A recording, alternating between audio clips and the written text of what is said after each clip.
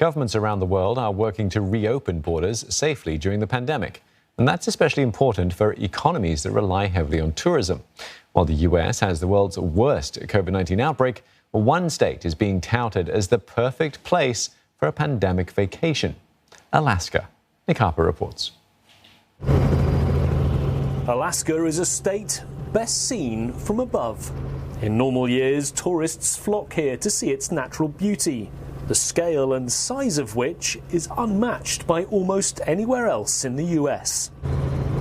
Knik River Lodge runs helicopter tours to the nearby glacier. COVID-19, though, has given them a bumpy ride. It really just kind of destroyed a lot of places, and for reference, to start the season I had 0 bookings for my lodge.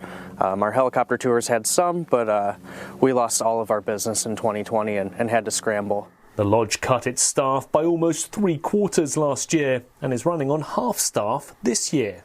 It was also forced to lay out a new strategy to survive, targeting local Alaskans. Everybody that lives here, they think it's their backyard and they don't come to these small lodges. And last year it was really neat to kind of gain a local following, and we had those regulars in the restaurant. About 4 hours away, similar troubles have dogged another company. Seward Helicopter Tours hasn't been able to take tourists on its glacier dog sledding trips. Owner STOKEY estimates 2020 business was down 93% compared to the season before. Operating was really more about staying busy, keeping our brand and our business out there rather than, making money or providing for ourselves. It was more, we do this because it's fun. It's a labor of love. Other staples of Alaskan tourism, like skiing, also took a tumble. The pandemic put a freeze on much of the $2.2 billion that visitors would usually spend. And last year was far from smooth sailing for the cruise industry, with a shipping ban shutting out more than 1 million tourists. 1 in 3 of all the jobs lost in Alaska in 2020 were in hospitality and tourism. But after such a dire last year, some have high hopes for the upcoming season.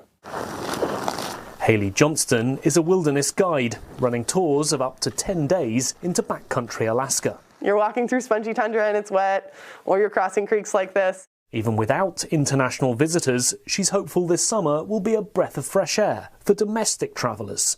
I don't think this is news to anyone, but we were all pretty stir crazy for the past year. I think there is a real demand for travel, and I'm really optimistic about the American market because I think Americans are very excited to travel. We've seen a ton of statistics that a lot of the travel they did last year was closer to home, but was to get out into natural spaces, and no one has more magnificent natural spaces than Alaska.